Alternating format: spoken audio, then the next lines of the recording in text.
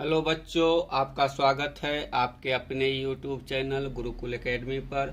बच्चों, आज के वीडियो में हम क्लास 12 के एनसीईआरटी हिस्ट्री के चैप्टर 3 देखने वाले हैं।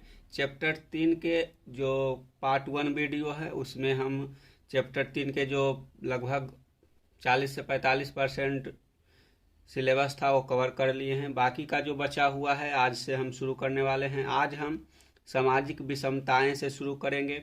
जो पहला वीडियो था, पहला वीडियो में हम बहुत सारे टॉपिक को कवर कर लिए हैं, जैसे कि विवाह के प्रकार हो गया, गोत्र व्यवस्था हो गया, पितृत्व व्यवस्था हो गया, महाभारत के बारे में पढ़ लिए हैं। तो इस सब के बारे में अगर आपको पढ़ना है, अच्छी तरीके से चैप्टर 3 को समाप्त करना है, तो आप पार्ट 1 वीडियो को देखिएगा ज़रूर, ताकि आपको उससे पता चल जाएगा कि किस प्रकार के जो प्रश्न हैं हमारे एग्जाम में आ सकते हैं। इसके साथ साथ हिस्ट्री के जो चैप्टर 1 चैप्टर 2 का वीडियो है उसे भी देख सकते हैं।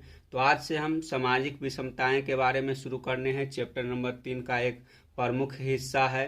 ये जब पूरा कवर हो जाएगा तो ये जो हमारा चैप्टर है ये समाप्त हो जाएगा। तो चलिए शुरू करते हैं। आज शुरू करने वाले हैं वर्ण व्यवस्था से। वर्ण व्यवस्था क्या है इसके बारे में देखेंगे। तो जो वर्ण व्यवस्था है, वर्ण व्यवस्था के अनुसार समाज को 4 वर्णों में विभाजित किया गया था। जो इस प्रकार, यानी कि वर्ण का मतलब है कि जो समाज में जितने भी लोग हैं उनको 4 वर्णों में विभाजित कर दिया गया। पहला वर्ण था जो मतलब कि लोगों को शिक्षा देने का कार्य करता हो, या फिर लोगों को सिखाने का कार्य करता हो, या जो पूजा पाठ कराता हो, उन सभी लोगों को ब्राह्मण वर्ग में रख दिया गया। और जो लोगों को रक्षा करता हो उसको क्षत्रिय वर्ग में रख दिया गया। और जो व्यापार या फिर किसान हो वैसे लोगों को वैश्य वर्ग में रख दिया गया। और तथा जो तीनों को सेवा करने के लिए समाज में उपस्थित लोग थे उनको शूद्र वर्ग में रख दिया गया। तो इसी वर्ण व्यवस्था को आज के वीडियो में देखेंगे, और बाकी का जो टॉपिक है उसे भी इस वीडियो में कवर करेंगे और अच्छी तरीके से इसे समाप्त करेंगे। तो यहाँ पहला पढ़ने के लिए है हमको क्षत्रिय, यानी कि जो वर्ण व्यवस्था 4 वर्ण व्यवस्था है, इन 4 वर्ण व्यवस्थाओं में एक क्षत्रिय भी आता है। तो क्षत्रिय क्या है? जो क्षत्रिय वर्ण व्यवस्था है इसके अंतर्गत वैसे समाज के वैसे लोग शामिल थे जो कि लोगों के रक्षा करने के लिए युद्ध के कार्य क्या करते थे और समय आने पर अपना जान भी दे देते थे। तो यह पहला पॉइंट है कि यह समय पड़ने पर युद्ध करते थे, यह राजाओं को सुरक्षा प्रदान करते थे, वेदों को पढ़ना और यज्ञ कराने का कार्य करते थे, यह जनता के बीच न्याय कराने का कार्य करते थे। यानी कि जो क्षत्रिय लोग थे, क्षत्रिय लोग की समाज में क्या विशेषता थी ये आप इस पॉइंट से समझ गए होंगे। तो आप इस पॉइंट को अच्छी तरीके से समझिए और देखिए कि इस पॉइंट में क्या लिखा हुआ है। अगर आप संभव हो तो इसको साथ साथ में नोट्स के रूप में लिखते जाइएगा, ताकि आपके आने वाले एग्जाम में ये एक नोट्स के रूप में कार्य करे और आपको अधिक से अधिक सहायता हो सके। तो चलिए इसी को अब देखते हैं और समझते हैं कि इसमें क्या क्या है। आगे पढ़ने के लिए हमारे पास है ब्राह्मण व्यवस्था। तो ब्राह्मण व्यवस्था में क्या है?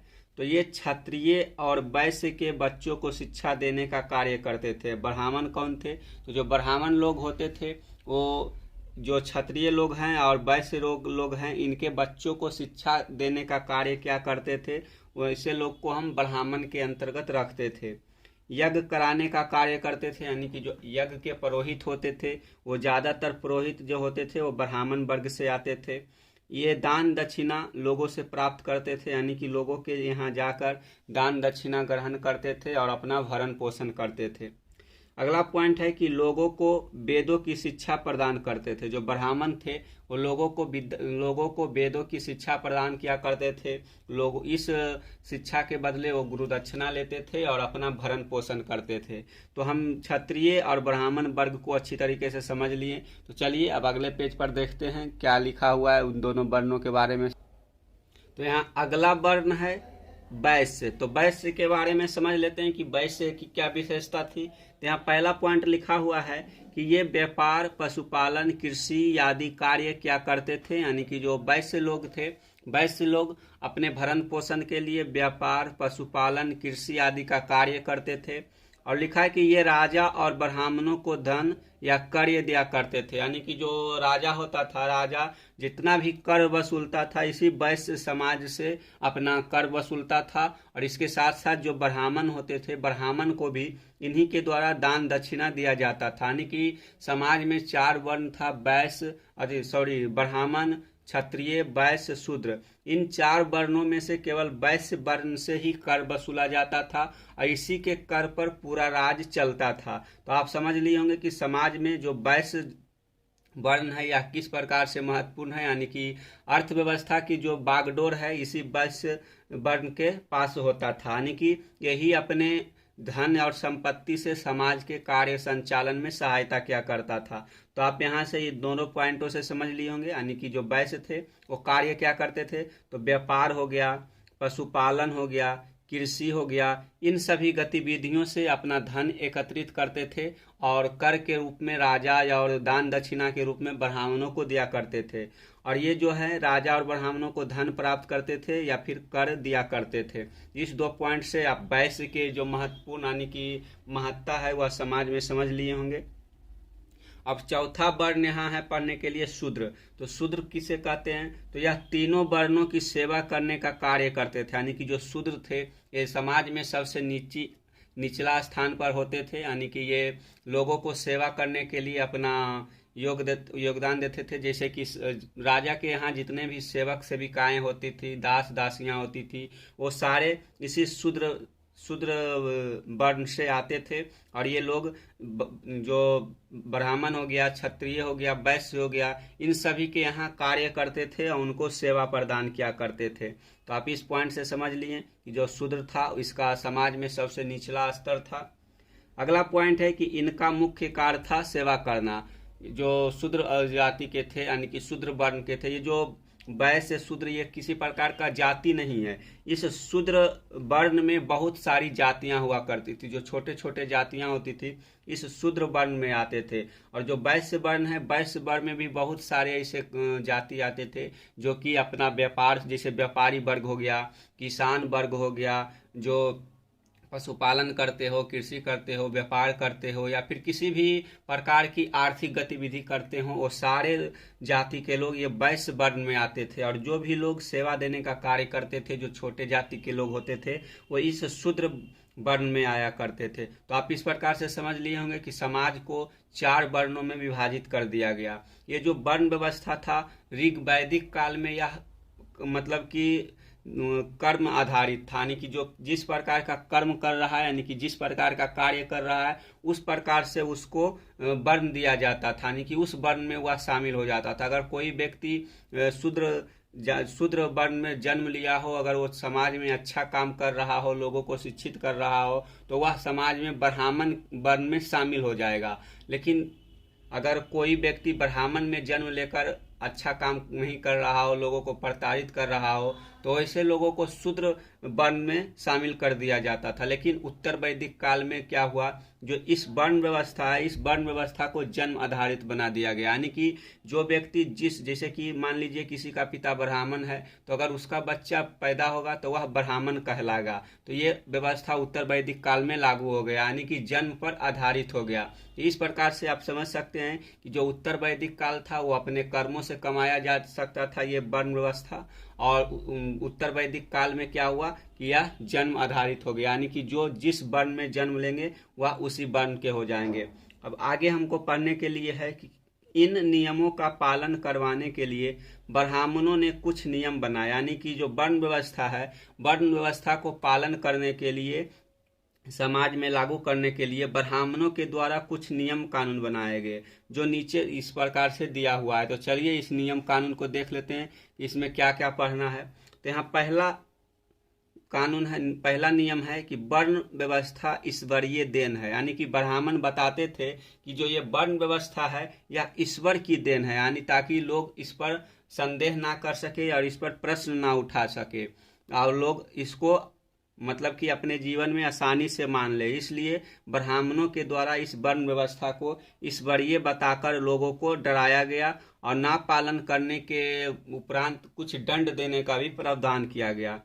दूसरा पॉइंट है कि शासकों को प्रेरित करना कि वर्ण व्यवस्था लागू करवाए, यानी कि जो शासक वर्ग होता था, राजा होता था, राजा से बात करके जो ब्राह्मण होते थे वो राजा से बात करते थे और बताते थे कि इस वर्ण व्यवस्था को आप समाज में लागू करवाइए ताकि समाज में स्थिरता आ सके और लोग एक दूसरे के सहयोग से इस समाज को सुचारू रूप से चला सके। यहाँ तीसरा पॉइंट है कि समाज के लोगों को विश्वास दिलाना कि उनकी प्रतिष्ठा जन्म पर आधारित है, यानी कि जो ब्राह्मण वर्ग के लोग थे वो अपनी प्रतिष्ठा समाज में बढ़ाने के लिए जो समाज के लोग होते थे उसमें ऐसा विश्वास दिलाते थे कि आप जिस वर्ण में जन्म लिए हैं आप उसी वर्ण के हैं और आपका जो वर्ण है वह जन्म पर आधारित होगा और उनकी प्रतिष्ठा जन्म पर आधारित होगी, यानी कि आप जैसा काम करेंगे, अगर मान लीजिए आप इस जन्म में अच्छा कार्य किए हैं तो आप अगले जन्म में जब जन्म लेंगे तो आपको अच्छा वर्ण मिलेगा। तो इस प्रकार से जो ब्राह्मण लोग होते थे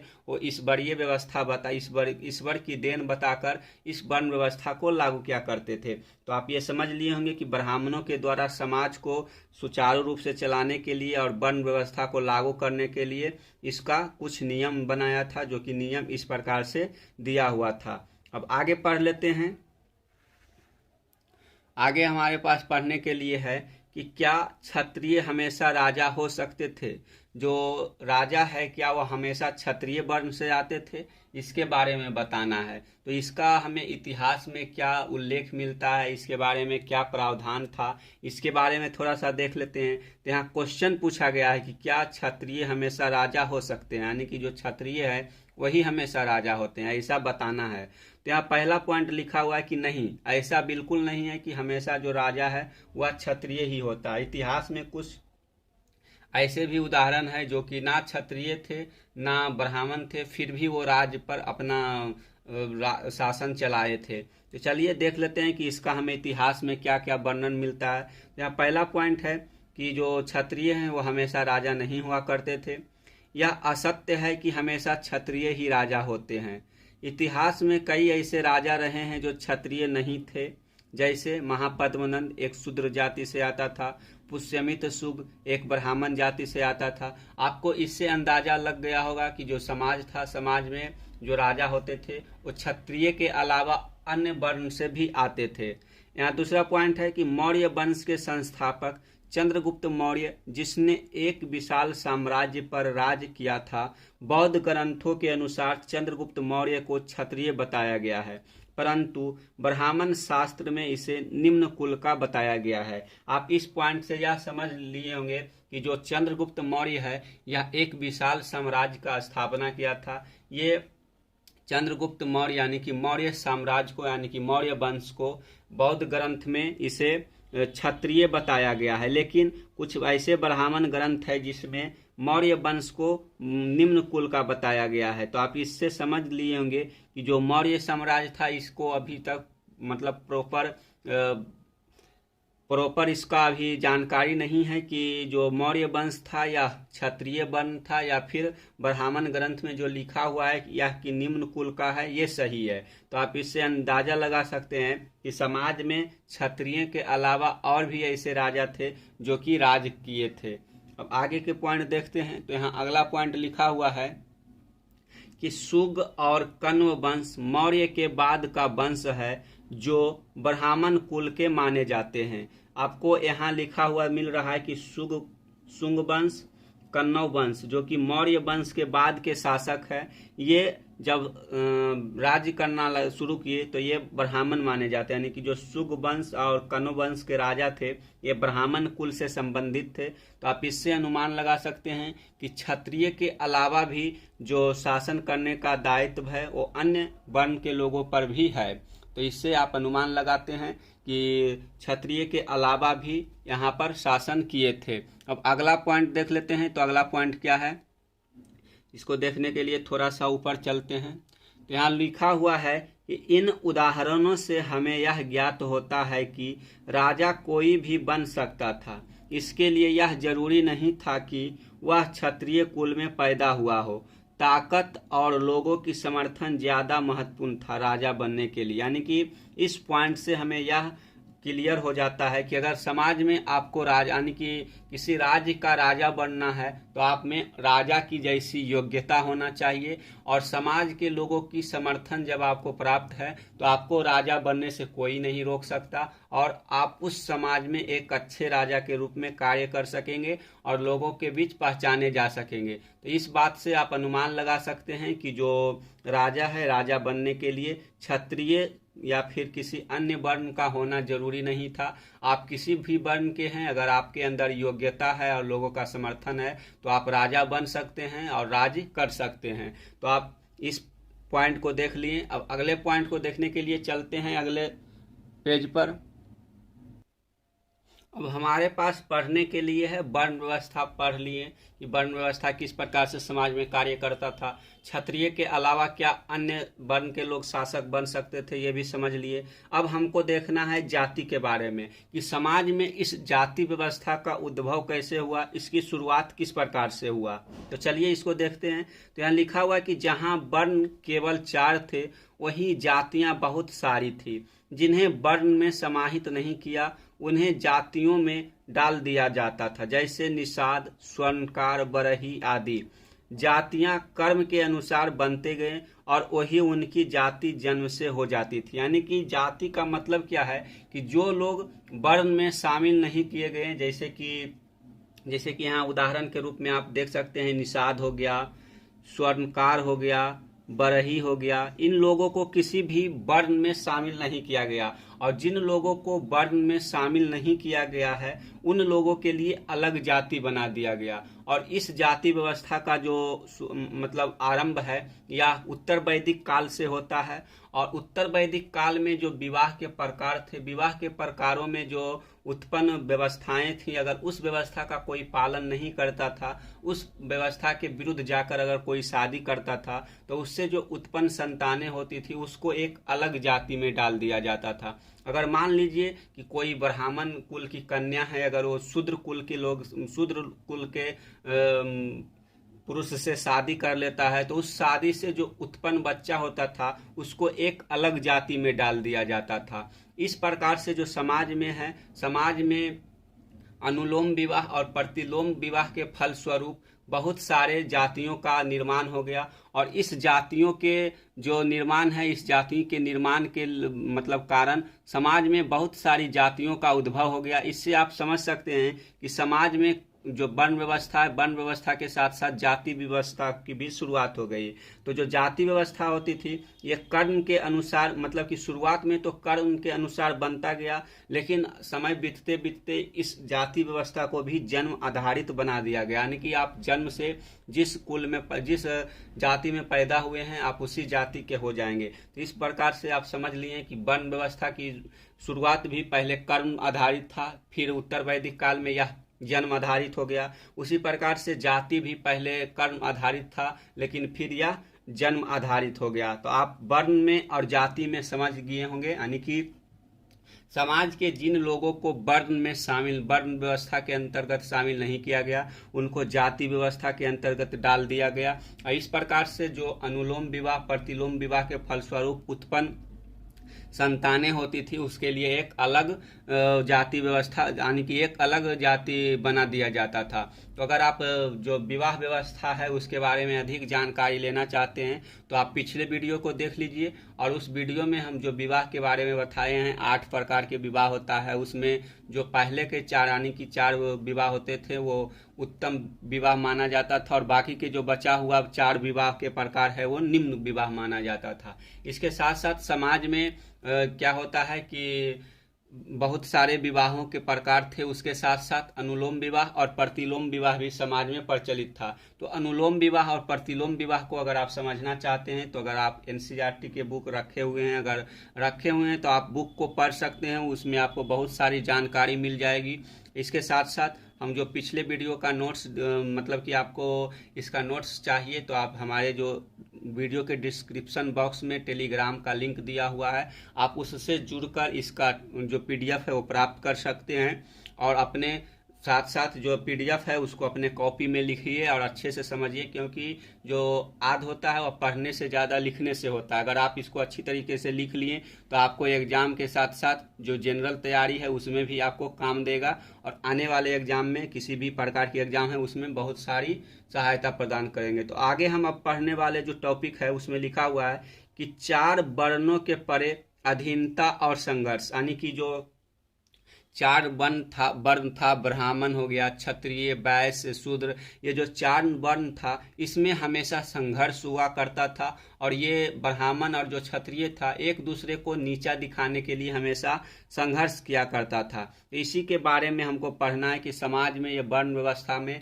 किस प्रकार से संघर्ष होता था। तो यहाँ पहला पॉइंट है कि ब्राह्मणों के द्वारा बनाई गई वर्ण व्यवस्था में कुछ लोगों को बाहर रखा गया। इन्होंने कुछ वर्गों को अस्पृश्य घोषित कर दिया गया, जैसे चांडाल। तो ये जो चांडाल जाति है, ये चांडाल का उत्पन्न कैसे हुआ, यानी कि जब अभी हम बताए थे कि अगर कोई कन्या उच्च वर्ण की हो और उसका शादी निम्न वर्ण के पुरुष से हो जाता है तो उससे उत्पन्न जो बच्चा है वह अलग जाति में हो जाएगा। तो इसी प्रकार से ब्राह्मणों के द्वारा समाज के अगर लोग ऐसा जाति ऐसा विवाह किया करते थे तो उसको दंड देने के लिए एक अस्पृश्य जाति में कन्वर्ट कर दिया जाता था, यानी कि अगर कोई ब्राह्मण कुल की कन्या है वह अगर कोई निम्न जाति से शादी कर लिया हो तो उससे उत्पन्न बच्चा को चांडाल मान लिया जाता था। तो चांडाल जो लोग होते थे ये मतलब कि समाज में सबसे निम्न देखे, मतलब कि इनको देखना भी पाप माना जाता था। इस प्रकार से लोगों को समाज में दंडित किया जाता था। तो आप यहाँ समझ लिए हैं कि ब्राह्मणों के द्वारा बनाई गई वर्ण व्यवस्था में कुछ लोगों को बाहर रखा गया। इन्होंने कुछ वर्गों को अस्पृश्य घोषित कर दिया गया, जैसे चंडाल।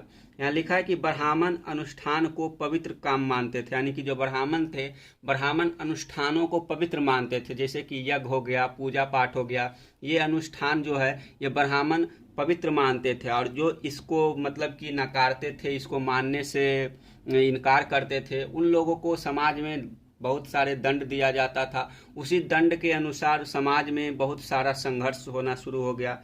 यहाँ तो अगला पॉइंट है कि ब्राह्मण अस्पृश्यों से जल या भोजन स्वीकार नहीं करते थे, यानी कि जैसे यहाँ अस्पृश्य जाति के अंतर्गत चंडाल आ गया। इस चंडाल जाति से जो ब्राह्मण लोग होते थे ये जल या फिर भोजन ग्रहण करना स्वीकार नहीं करते थे, यानी कि इनको देखना तक जो ब्राह्मण थे वो पाप मानते थे। अब अगला पॉइंट देख लेते हैं। तो यहाँ अगला पॉइंट लिखा हुआ है कि कुछ काम दूषित माने जाते थे, जैसे शव का अंतिम संस्कार करना और मृत जानवरों को छूना। इन कामों को करने वालों को चंडाल कहा जाता था, यानी कि आप इस पॉइंट से समझ सकते हैं कि चंडाल की उत्पत्ति कैसे हुआ। तो जो समाज में शव का अंतिम संस्कार करना, मृत जानवरों को, जैसे अगर मान लीजिए किसी गांव में जानवर का मृत्यु हो गया, उस जानवर को वहां से हटाकर उसको दफन करना, इस कार्य को जो किया करते थे उसको चंडाल जाति में डाल दिया गया। तो आप इससे समझ सकते हैं कि जो समाज में चंडाल की स्थिति थी वह काफ़ी दयनीय थी। ऐसे लोग जो थे वो देखना या फिर छूना पाप मानते थे। यहाँ लिखा है कि ब्राह्मण चंडालों को छूना और देखना भी पाप मानते थे। तो इन सभी पॉइंटों से आप समझ लिए होंगे कि समाज में जो निम्न जाति के लोग थे उसको किस नज़रिए से देखा जाता था और उनसे समाज में कैसा व्यवहार हुआ करता था। अब आगे देख लेते हैं। यहाँ पढ़ने के लिए है, मनुस्मृति के अनुसार समाज में चंडालों की स्थिति। जो समाज की सबसे निम्न जाति है चंडाल, जिसे समाज के लिए अस्पृश्य माना गया है, उस चंडाल के लिए मनुस्मृति में उसकी क्या स्थिति है, उसके लिए क्या प्रावधान किया गया है। तो यहाँ पहला पॉइंट है कि समाज में चंडालों को सबसे नीच समझा जाता था और इनका मुख्य काम शवों को और मृत पशुओं को दफनाने का था। जो मनुस्मृति बताता है कि समाज में सबसे निम्न कुल का, यानी कि सबसे नीच समझे जाने वाले जो लोग हैं वो चंडाल है, और इस चंडाल को जो मुख्य कार्य था शवों को दफनाना हो गया, यानी कि शवों को दफनाना और मृत पशुओं को दफनाना इसका मुख्य कार्य हुआ करता था।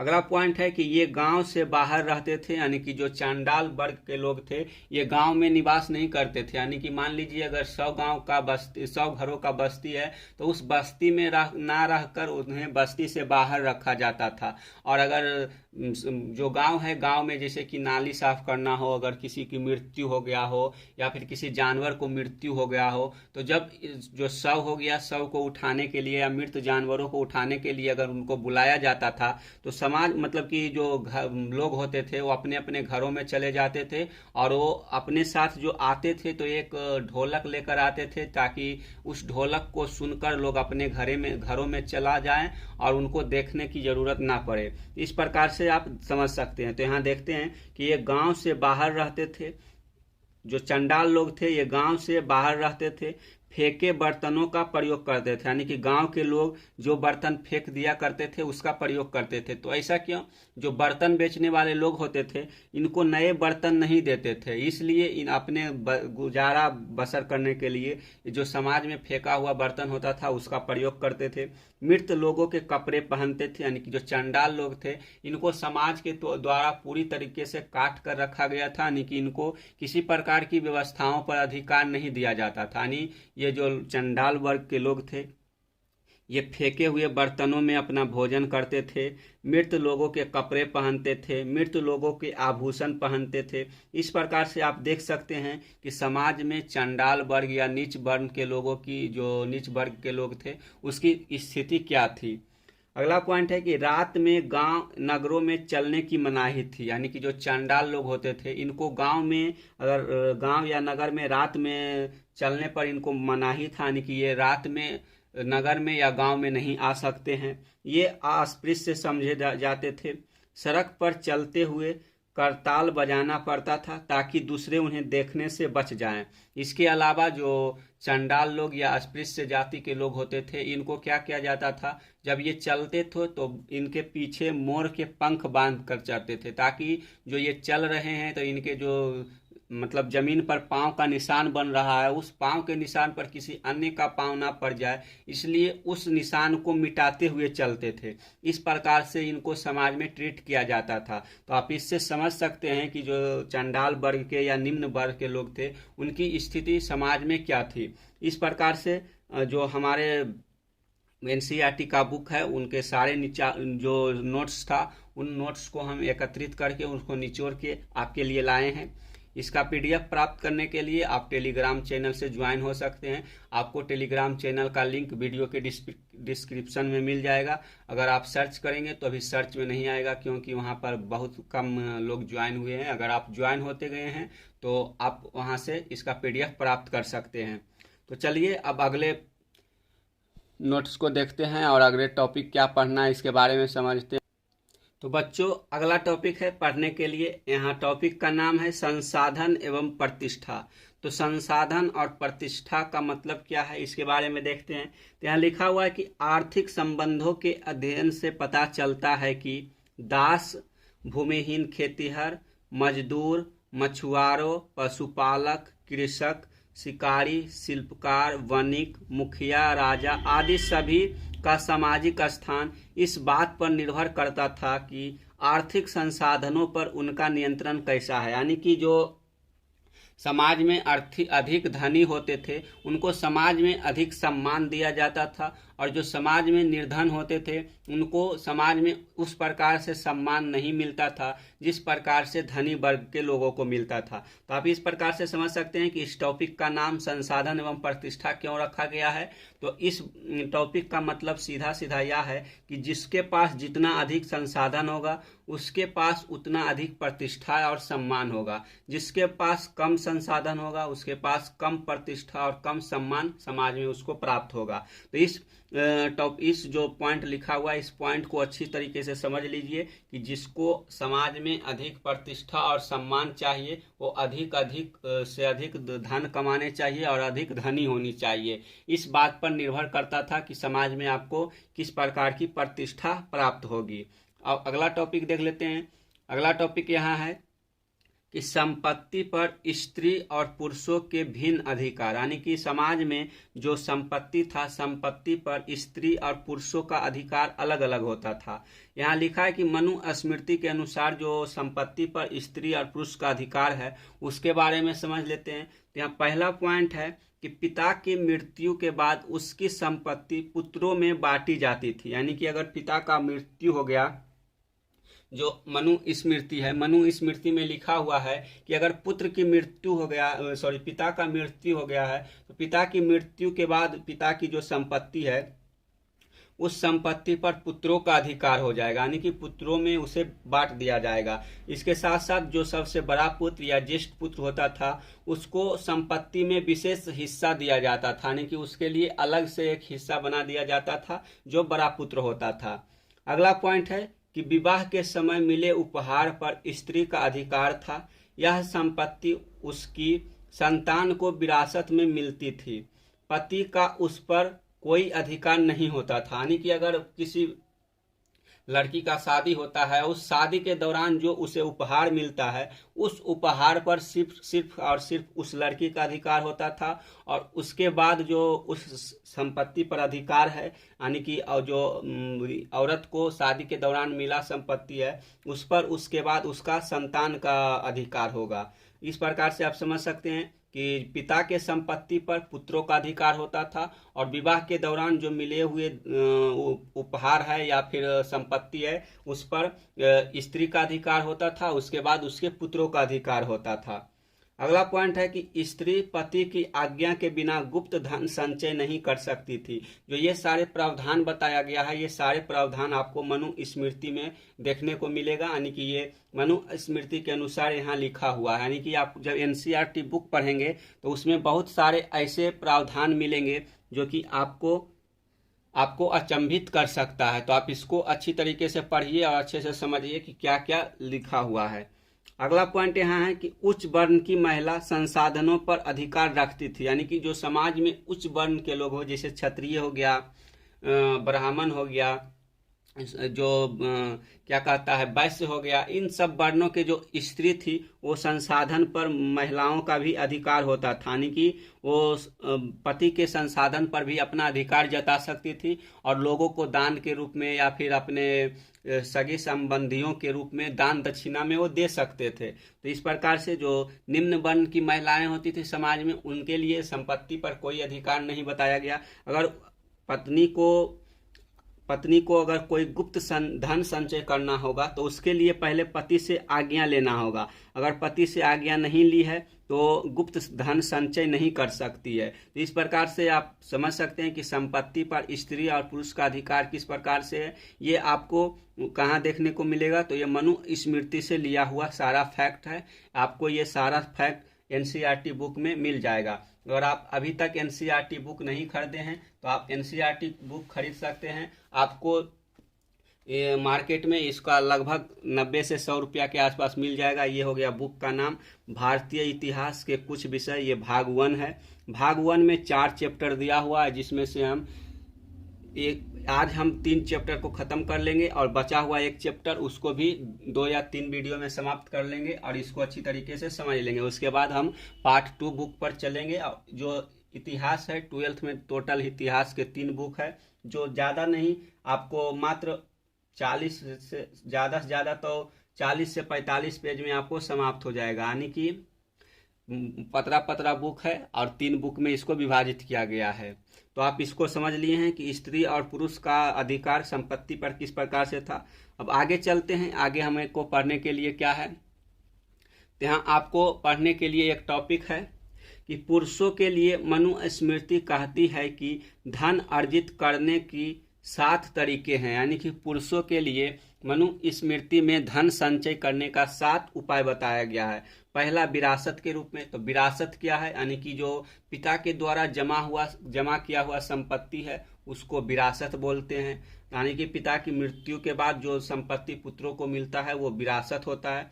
और इसके अलावा आप खरीद सकते हैं, किसी का विजित कर सकते हैं, यानी कि किसी के संपत्ति पर अधिकार करके उसको जीत सकते हैं, निवेश कर सकते हैं, खोज सकते हैं, कार्य द्वारा, सज्जनों द्वारा भेंट को स्वीकार करके, यानी कि इन 7 प्रकार से आप धन संचय कर सकते हैं। ये 7 मतलब कि 7 तरीका मनुस्मृति में पुरुषों को धन संचय करने के लिए बताया गया, यानी कि आप इस 7 प्रकार से धन संचय कर सकते हैं। आगे स्त्रियों के बारे में क्या है, तो स्त्रियों के बारे में भी मनुस्मृति में 6 तरीके बताए गए हैं धन संचय करने के लिए। पहला पॉइंट है कि वैवाहिक अग्नि के सामने, यानी कि जब विवाह हो रहा है उस समय उसके घर परिवार के द्वारा जो भेंट दिया गया है उस भेंट को भी आप संपत्ति के रूप में देख सकते हैं। यह पहला हो गया, यानी कि यह पहला तरीका हो गया स्त्रियों के धन संचय यानी कि संपत्ति अर्जन का।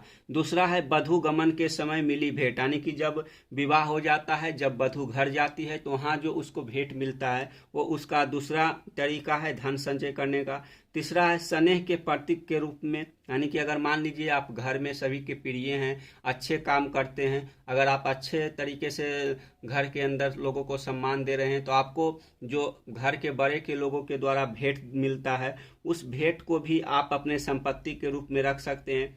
माता द्वारा दिए गए उपहार, भ्राता द्वारा दिए गए उपहार, पिता द्वारा दिए गए उपहार, इस प्रकार से जो महिलाएं होती थी उनको धन संचय करने का 6 तरीका बताया गया। यानी कि जो ये भेंट मिला है इसे आप संचित करके रख सकते हैं आने वाले अपने संतानों के लिए या फिर अपने आने वाले बुरे समय के लिए। इस प्रकार से स्त्री और पुरुष के लिए धन संचय करने का क्या तरीका है मनुस्मृति में उसको समझा दिए हैं। चलिए अब आगे देखते हैं, आगे क्या पढ़ने के लिए हम है उसको देख लेते हैं। चलिए बच्चों, यहाँ पहले देखने के लिए हमारे पास एक नोट्स है, इस नोट्स को समझ लेते हैं कि इसमें क्या लिखा हुआ है।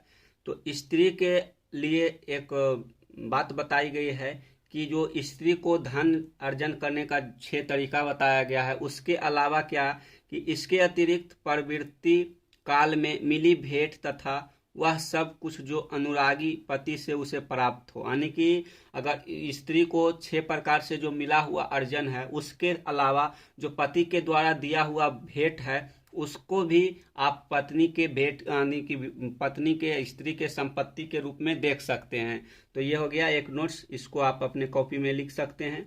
अब अगला देख लेते हैं। अगला टॉपिक पढ़ने के लिए है वर्ण एवं संपत्ति के अधिकार। जो वर्ण व्यवस्था है और संपत्ति का अधिकार है इस पर क्या टिप्पणी किया गया है इसके बारे में देखते हैं। तो यहाँ पहला पॉइंट है कि शूद्रों के लिए केवल एक जीविका थी, सेवा करना, यानी कि जो वर्ण व्यवस्था है उसके अनुसार किसके लिए क्या काम निर्धारित किया गया है इसके बारे में यहाँ बताया गया है। तो जो शूद्र वर्ण के लोग थे उनके लिए केवल जीविका का एक ही साधन था, वो तीनों वर्णों के सेवा करके जो प्राप्त धन है बस वही।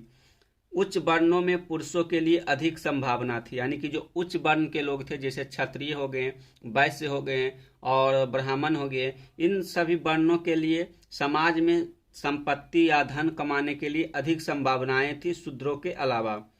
आगे कि ब्राह्मण और क्षत्रिय धनी व्यक्ति थे, यानी कि जो ब्राह्मण और क्षत्रिय वर्ग के लोग थे ये समाज में धनी व्यक्ति होते थे, क्योंकि जो वैश्य लोग होते थे उनसे धन मतलब कि उनको उनसे कर के रूप में धन संपत्ति प्राप्त करके, और ब्राह्मण उनसे क्या बोलता है उनसे दक्षिणा के रूप में लेकर ये अपने पास धन जमा कर लेते थे ब्राह्मण और क्षत्रिय, और ये समाज में सबसे अधिक धनी माने जाते थे। अगला पॉइंट है कि बौद्धों ने जन्म के आधार पर सामाजिक प्रतिष्ठा को स्वीकार नहीं किया, यानी कि जो बौद्ध धर्म है, बौद्ध धर्म ने ये जन्म के आधार पर समाज में प्रतिष्ठा का यानी कि सामाजिक प्रतिष्ठा का स्वीकार नहीं किया है, इसका विरोध किया है। तो इस प्रकार से समाज में वर्ण के अनुसार उसको संपत्ति अर्जन करने का अधिकार किस प्रकार से दिया गया है इसके बारे में देख लिए हैं। अब आगे देखते हैं साहित्यिक स्रोत, यानी कि इसके बारे में हमें इतिहास में या फिर साहित्य में क्या स्रोत प्राप्त होता है इसके बारे में देखते हैं। तो यह पहला पॉइंट है कि किसी भी ग्रंथ का विश्लेषण करते समय इतिहासकार कई पहलुओं का ध्यान रखते हैं। भाषा यानी कि साधारण भाषा या विशेष भाषा, ग्रंथ का प्रकार, मंत्र या कथा, यानी कि जो साहित्य का स्रोत है उसका इस्तेमाल जो है किस प्रकार से इतिहास करते हैं। तो इतिहासकार जो हैं वो साहित्य के स्रोतों के रूप में इतिहास मतलब कि इतिहास लेखन में साहित्य का इस्तेमाल करने के लिए काफ़ी ध्यान में रखते हैं और उसको सटीक तरीके से इस्तेमाल करते हैं। तो पहला पॉइंट है कि जो इतिहासकार होते हैं वो भाषा को साधारण और विशेष रूप से समझते हैं, यानी कि जो साधारण भाषा है या विशेष भाषा है उसको समझते हैं, फिर अपने लेखन कला में इसका प्रयोग करते हैं। अगला पॉइंट है कि ग्रंथ का प्रकार। जो ग्रंथ का प्रकार है वह किस प्रकार का है, वह मंत्र के रूप में लिखा हुआ है या कथा के रूप में लिखा हुआ है, इसको समझते हैं। इस प्रकार से आप देख सकते हैं जो साहित्य है उसका स्रोत का इस्तेमाल इतिहासकार किस प्रकार से करते हैं। जो बाकी का ऊपर जैसे कि वर्ण व्यवस्था, जाति व्यवस्था, वो आप देख लिए हैं। अब जो नीचे हमको देखना है ये इतिहास को किस प्रकार से लिखा गया है इसके बारे में देखना है, यानी कि जो यहाँ से आपको टॉपिक मिल रहा है ये इतिहास कला यानी कि इतिहास लेखन की कला को किस प्रकार से विकसित किया गया है इसके बारे में समझना है। तो आप इस तीनों पॉइंट को अपने कॉपी में अच्छी तरीके से लिख लीजिए। अब आगे देखते हैं आगे क्या पढ़ना है। तो अगला टॉपिक यहाँ है कि सादृश्यता की खोज में बीबी लाल के प्रयास। जो बीबी लाल है एक महान इतिहासकार है, इनके बारे में थोड़ा सा पढ़ना है और समझना है कि इन्होंने सादृश्यता की खोज क्या की, मतलब सादृश्यता की खोज में बीबी लाल ने अपना किस प्रकार से योगदान दिए हैं। तो पहला पॉइंट यहाँ लिखा हुआ है कि 1919 यहाँ हो जाएगा। 1919 से 1952 में एक प्रसिद्ध पुरातात्विक और इतिहासकार जिनका नाम बीबी लाल था ने मेरठ जिला यूपी के हस्तिनापुर नाम के गांव में खुदाई का काम किया। जो बीबी लाल थे इन्होंने 1919 में अपना कैरियर यानी कि अपना काम शुरू किए पुरातात्विक वेदा के रूप में और इतिहासकार के रूप में, और ये 1952 तक इस कार्य में जुड़े रहे। तो 1919 से 1952 के बीच इन्होंने अपने जीवन में जितने भी पुरातात्विक और इतिहास मतलब कि इतिहास लेखन में योगदान दिया है उसके बारे में यहाँ बताया गया है। तो इन्होंने पहली बार जो है हस्तिनापुर नामक गांव की खुदाई की। जो हस्तिनापुर आपको महाभारत में दिखाया जाता है और बताया जाता है, उसी हस्तिनापुर को मतलब कि आधार बनाते हुए इस गांव की खुदाई की गई। लेकिन जो जैसा आपको किताब में महाभारत में बताया गया है वैसा बिल्कुल भी इस गांव की खुदाई से कुछ प्राप्त नहीं हुआ है। तो यही लिखा हुआ है कि लेकिन जैसा हम किताबों में पढ़ते हैं वैसा बिल्कुल नहीं था। जब हस्तिनापुर गांव की खुदाई हुई तो खुदाई के बाद यहाँ हमें कुछ भी प्राप्त नहीं हुआ जैसा कि आपको महाभारत में बताया जाता है और दिखाया जाता है। तो इससे पता चला कि जो हस्तिनापुर है यह बिल्कुल मतलब कि लगभग यहाँ से उसका जो साक्ष्य है पूरी तरीके से समाप्त हो गया है, या फिर कोई या अलग जगह है जो कि महाभारत में दिखाया गया है वो नहीं है। अगला पॉइंट यहाँ लिखा हुआ है कि हालांकि संयोग से इस जगह का नाम भी हस्तिनापुर ही था। मान लीजिए हो सकता है कि महाभारत में जो दिखाया गया हस्तिनापुर हो वह अलग हो और जो ये हस्तिनापुर है ये अलग हो। इस प्रकार से आप समझ सकते हैं कि जो हमें महाभारत में दर्शाया गया हस्तिनापुर है वो हस्तिनापुर ये नहीं है। तो आप इस प्रकार से इसको समझ सकते हैं कि ये हस्तिनापुर और वो हस्तिनापुर में क्या अंतर है। अगला पॉइंट यहाँ लिखा हुआ है कि संयोग से इस जगह का नाम भी हस्तिनापुर ही था। बीबी लाल जी को यहाँ की आबादी के कुछ सबूत मिले हैं। बीबी लाल ने बताया कि जिस जगह की खुदाई की गई वहाँ से मिट्टी की बनी दीवारों और कच्ची ईंटों के अलावा कुछ भी नहीं मिला है, यानी कि जहाँ बीबी लाल के द्वारा खुदाई की गई वहाँ से मिट्टी के दीवार के अलावा और कच्ची ईंटों के अलावा कुछ प्राप्त नहीं हुआ है। तो ये नोट्स आपको नोट करना है और आप ध्यान में रखना है। चलिए आगे इतिहास लेखन के लिए क्या क्या पॉइंट है उसको समझ लेते हैं। अगला पॉइंट है कि इससे यह बात पता चलता है कि जैसा महाभारत में हस्तिनापुर को दिखाया गया है वैसा यहाँ कुछ भी नहीं मिला है, यानी कि आपको जो हस्तिनापुर है महाभारत के हस्तिनापुर को जैसा महाभारत में लिखा गया है और बताया गया है इस हस्तिनापुर गांव की खुदाई से ऐसा कुछ प्राप्त नहीं हुआ है जो कि हम अनुमान लगा सके कि यह महाभारत का यानी कि महाभारत कालीन हस्तिनापुर है। हो सकता है ये हस्तिनापुर अलग हो और वो अलग हो। अगला पॉइंट है कि महाभारत एक गतिशील ग्रंथ है। ये कैसे? हम महाभारत के बारे में जो पार्ट 1 वीडियो है उसके बारे में विशेष रूप से अध्ययन किए हैं और उसका काफ़ी विस्तार से अध्ययन किए हैं। अब महाभारत एक गतिशील ग्रंथ है, इसके बारे में अब हमको समझाना है कि किस किस प्रकार से जो महाभारत है वह एक गतिशील ग्रंथ है। गतिशील ग्रंथ का मतलब है कि जो महाभारत है वो काफ़ी लंबे समय तक अपना विस्तार करते रहा और वो आज भी अपने विस्तार में कामयाब है। यहाँ लिखा है कि महाभारत एक गतिशील ग्रंथ है क्योंकि यह हजारों सालों तक लिखा गया है। इसमें कई सारे परिवर्तन पिछले कई सालों में आए हैं। इसका अनुवाद भी कई सालों में कई भाषाओं में अलग अलग हुआ है। इसमें कई सारे श्लोक है और यह दुनिया का सबसे बड़ा महाकाव्य है। तो इस प्रकार से आप समझ सकते हैं कि जो महाभारत है वह आज भी गतिशील है, यानी कि जो शुरुआत में जब महाभारत का संकलन किया गया, यानी कि पांडुलिपियों से लिखा हुआ महाभारत के श्लोकों को एकत्रित करके एक ग्रंथ का रूप दिया गया, तो यह लगभग 1600 मतलब कि 2000 पेजों के आसपास इसका संकलन हुआ, यानी कि दुनिया का सबसे लंबा साहित्यिक काव्य के रूप में इसे संकलित किया गया। और दिन प्रतिदिन जो महाभारत है इसका अलग अलग भाषाओं में अनुवाद भी किया गया। तो आप इस बात से अनुमान लगा सकते हैं कि जो महाभारत है यह आज भी गतिशील है, यह आज भी अलग अलग भाषाओं में बदला जा रहा है, अनुवाद किया जा रहा है। तो इस बात से सिद्ध होता है कि जो महाभारत है वह आज भी एक गतिशील ग्रंथ है। तो बच्चों, इस वीडियो यानी कि चैप्टर जो 3 है वह 2 पार्ट में पूरी तरीके से कवर हो गया है। अगर पार्ट 1 को नहीं देखें तो उसे भी जाकर देख लीजिए ताकि आपको पूरी तरीके से चैप्टर 3 कवर हो जाए। अगर चैप्टर 1 और चैप्टर 2 को वीडियो नहीं देखें तो आप उसे भी देख सकते हैं। तो चलिए मिलते हैं चैप्टर 3 के साथ, तब तक के लिए धन्यवाद। आप अपनी पढ़ाई को इसी प्रकार से जारी रखिए।